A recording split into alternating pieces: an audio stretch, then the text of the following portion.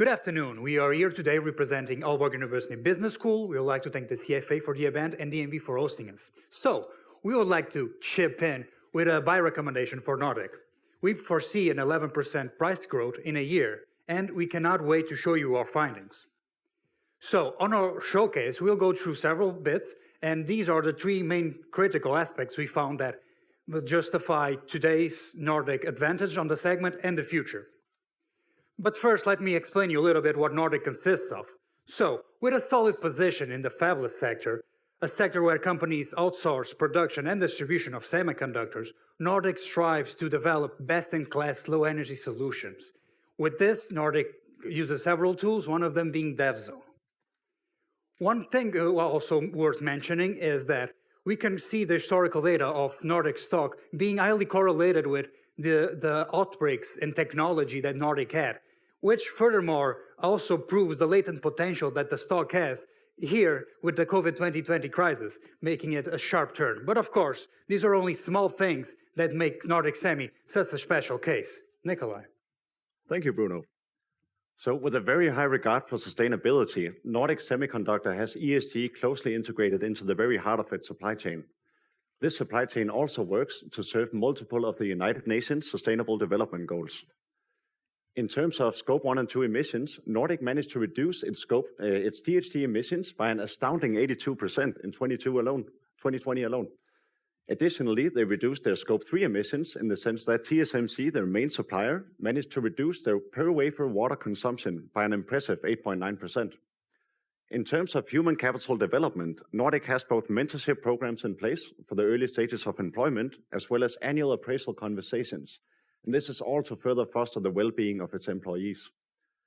Nordic protects its intellectual property with its ISO-certified security system, which acts to safeguard the company's very precious intangible assets. With extensive sourcing policies in place, Nordic has a very transparent sourcing procedure, which further acts to reassure stakeholders. Employee compensation is handled by the People's and Compensation Committee to ensure that all salaries are set by unbiased objectives. These are measures such as work performance, work experience, and seniority. This, as well as a diverse board that has a high degree of female participation, as well as members from various areas of the industry, further acts to reassure stakeholders that all interests are represented. So in an effort to quantify the ESG performance of both Nordic Semi and its peers, we applied the MSCI ESG methodology framework. In this framework, you select a series of key issues, which is represented here, carbon emissions, etc., and you only apply the ones that you find the most crucial to the industry, this being the fabless semiconductor industry. And so what we did was we placed these into the three ESG pillars: environmental, social, and governance. And what we saw was that Nordic outperformed all of its peers on every single key issue, indicating that Nordic is indeed the clear ESG industry leader, with a total score of 8.1 out of 10. During our research, we identified 4 core demand drivers for Nordic, the first being the fast development of IoT, post-COVID-19 behavior, the rampant rise of the popularity in smart homes, and the mass commercialization of 5G technology. And we believe that all of these demand drivers act to increase the overall size of the end market that Nordic serves. And now Mikkel is going to shed some light on how it is that Nordic can capitalize on these demand drivers. Thanks a lot, Nikolai. Oh, you can keep this. Nordic's future and current position in the market is heavily determined by their execution and the development of their technological moat. Nordic's current situation has been carved out by focusing on high performance and low energy consumption. This has led to a multitude of award-winning technologies throughout the years and an expansive product portfolio. Nordic's moat has also led to them creating 42% of the market's end product certifications in 2021. This is, of course, only possible because of Nordic's highly skilled workforce, their solid customer relations, and their significant strength being in the creation of ultra-low power solutions. Nordic's technological moat Nordic's future moats can only be advanced by achieving more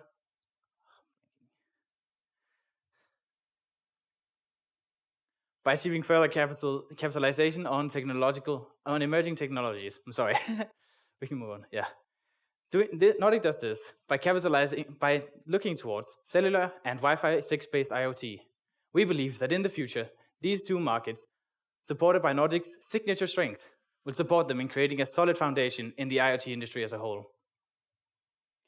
We also developed the Gartner's Hype Cycle, featuring some of the emerging groundbreaking technologies in IoT.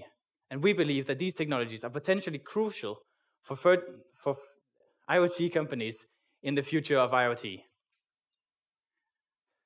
And now Bruno will say some words about the company. We'll look into financial risks, their solutions. Then we're gonna afterwards order backlog and financial analysis. So as an investment risk, we see the Nordic mitigates the disruption risk with increasing diversifying solutions in their portfolio, with new cellular and Wi-Fi solutions. With Nordic's high level of transparency and commitment with regulation, Nordic mitigates any regulation threat. Foreign exchange risk is mitigated by Nordic keeping majority of their cash positions in US dollars. And in addition, we believe that the tensions in Taiwan might create some awkwardness into the supply chain, but given recent news, we do not think this to be a real threat. So now with the order backlog, we foresee that the demand for Nordic will increase in the coming years, and Nordic will be able to keep client expectations and demand on day. With this, of course, Nordic will have to invest on their production units and focusing in keeping and retaining human capital. A consequence of this will be an increase in revenue and order backlog being fulfilled. It is no secret that Nordic Semi's key to success is their highly motivated and specialized workforce. We predict that in the coming years, R&D and with all of Nordic will catapult Nordic into an almost exponential growth. Also aligned with human capital, we have capital expenses that are also important. We predict a slight increase in capital expenses so the workforce can be supplanted with all the tools they need. So we expect Nordic to increase their outputs with lesser inputs throughout the years. This is seen here with intangible assets. Knowledge is of no use if not put into practice. And we know that what Nordic knows now and it will know in the future to be the key asset. And that's why the team and I believe that Nordic is the growth stock we sometimes dream of. Also, but this can only be achieved, of course, if there's a big, strong reinvestment by Nordic, seen here in the earlier years, and reflected with free cash flow to firm that we predicted in our valuation model. Also, return on equity will remain high and constant all the following years. The only reason it seems to drop off in the final years is because we do expect an substantial increase in shareholders' equity, since we are presenting a clear buy force in this stock, so it's only natural. But if you still think this is not a buy, I'm pretty sure my friend Jacob can give you some new insights. Thank you, Bruno. So, we have calculated the intrinsic value of the company with the DCF model by forecasting the free cash flow to the firm. Our growth rate estimates are based upon the industry demand drivers, Nordic's market positioning, and their huge order backlog. We also believe that our terminal growth rate value is quite conservative, as it is very much dependent upon their success in both Wi-Fi and cellular IoT still being uncertain. Taking into account our valuation metrics and our growth rate estimates, we are chipping in with a buy recommendation with an 11% upside. Here you can notice that our market value of equity primarily consists of the terminal value of the company.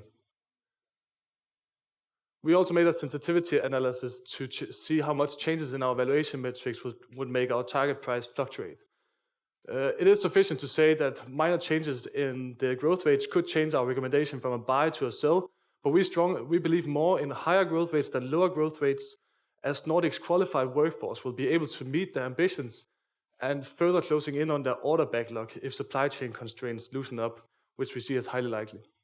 We also made a scenario analysis in which we made an extreme bear and bull case. Our bear case represents Nordic losing its leadership in Bluetooth Low Energy, not being able to scale in Wi-Fi and cellular IoT, plus supply chain constraints worsening, and the political tensions worsening. This represents a target price of 125.3 Norwegian crowns. Our bull case, on the contrast, says that the demand of the Bluetooth Low Energy stays important in the industry, and that Nordic will be able to develop Thank you. Thank you.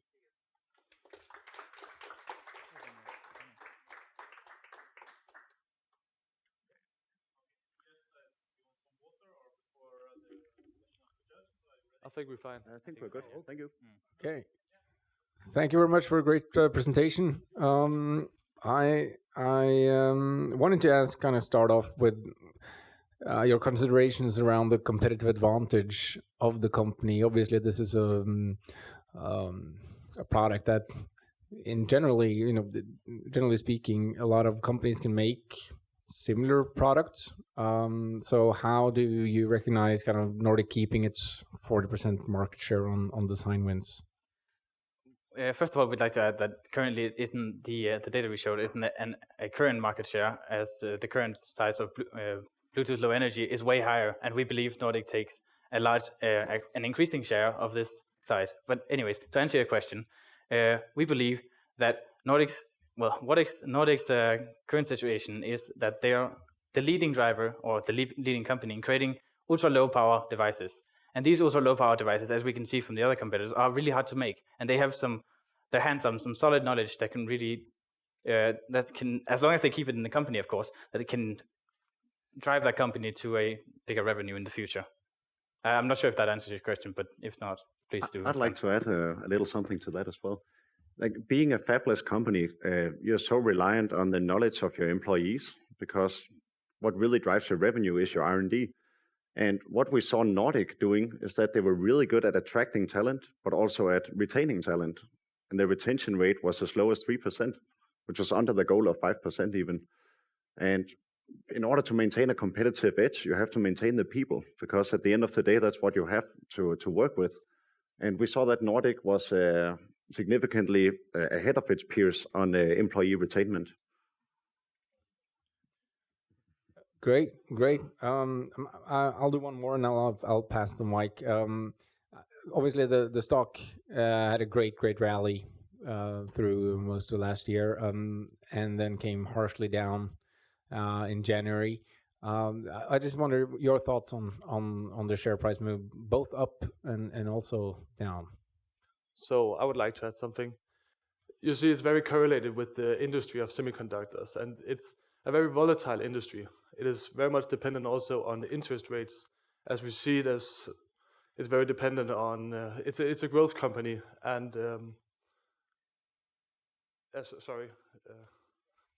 It's highly volatile, the sector itself. We experience, there are technological booms, not technological booms, but there are demand booms that happen. So a lot of people go, because people want things, technology that has a lot of components. And semiconductors, we think not, but they're everywhere, because it's technology if the machines communicate with each other. So when there's a big look for that, naturally everything will grow, especially the case of Nordic, because clients turn themselves to Nordic.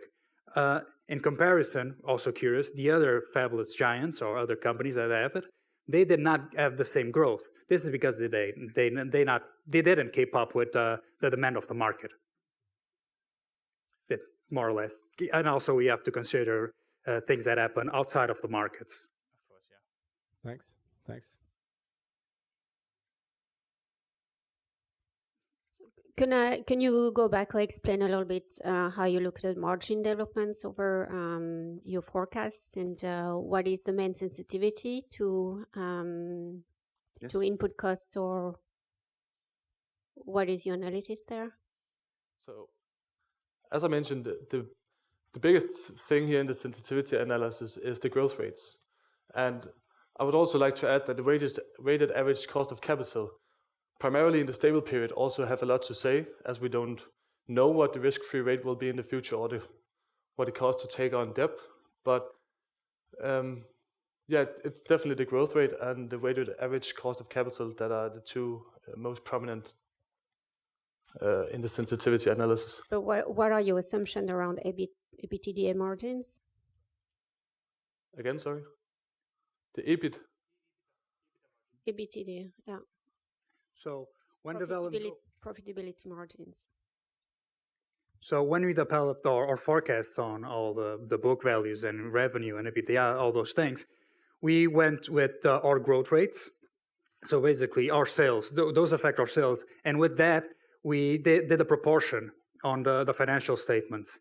So we will find most things to be a proportion of sales within reason, of course, because we cannot predict everything. We do not know exactly how Nordic functions inside and accountancy-wise. So all of them are within reason and sense on a financial statement, a proportion of our predicted growth rate.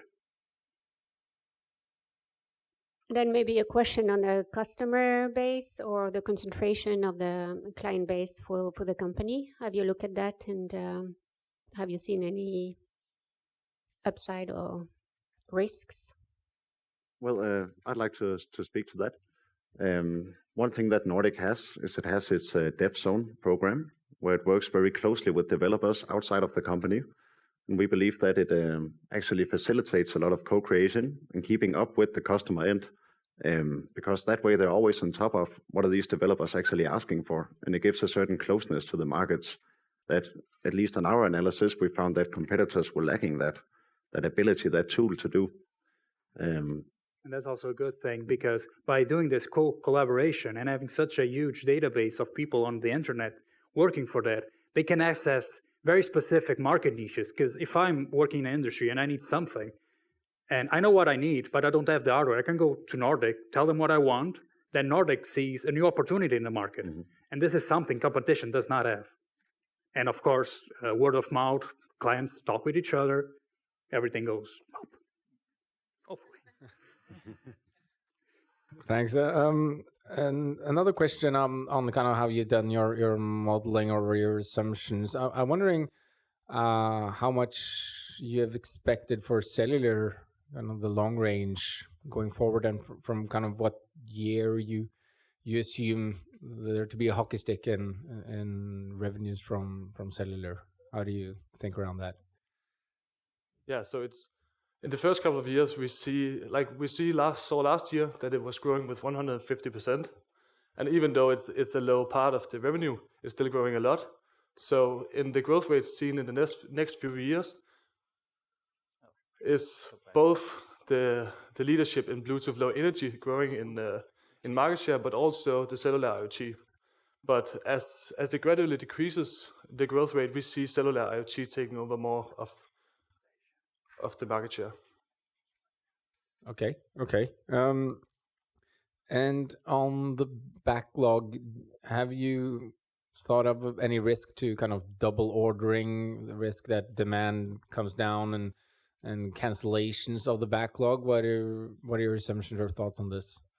So regarding the backlog, there were some assumptions done because we don't know how Nordic deals with the potential clients. We assume that as a way to deal with this is when a client approaches Nordic and says, okay, I want 3 million chips. Nordic says, okay, we will do this when the supply constraints are solved, but we need you to pay 10% ahead just to signal this will happen. Because just taking in order backlog randomly without even getting a signal wouldn't be the best practice for investors even. But of course, there is a default risk. But again, we are pressing and weighting the value that Nordic has near the clients and in the sector to deliver something that the competitors cannot. This is the main value, and that's why we believe that the clients will not simply just disappear like this. Because what Nordic has on the chips, the architecture, the code, is something the competitors do not have. Clients know this, and of course, as society moves on, the civilization with more power in terms of energy, it will be the most relevant one. So, and even in industries, you want to cut costs so you can have more revenue, and having low power solutions is a very effective way to get there in everything. Great. And a question on valuation. You looked at a DCF valuation. Have you also kind of benchmarked that versus peers to kind of check the reasoning? So we did look at the relative valuation of the company, but it didn't really make sense because it was so dependent on the order backlog. So if you look at the price earnings of Nordic, it doesn't really represent the actual value of the company. So it would be very skewed, as Nordic has a huge order backlog also compared to its peers. And also, just to add to that, to the relative valuation at least, the order backlog, well, the growth on Nordic, because we saw a lot of growth on Nordic in 2021 as an entire year, but most other, especially fabless companies, haven't seen that much growth. So also that also positioned Nordic in a... Sorry? Thank you. Okay. Thank you. Thank you very much.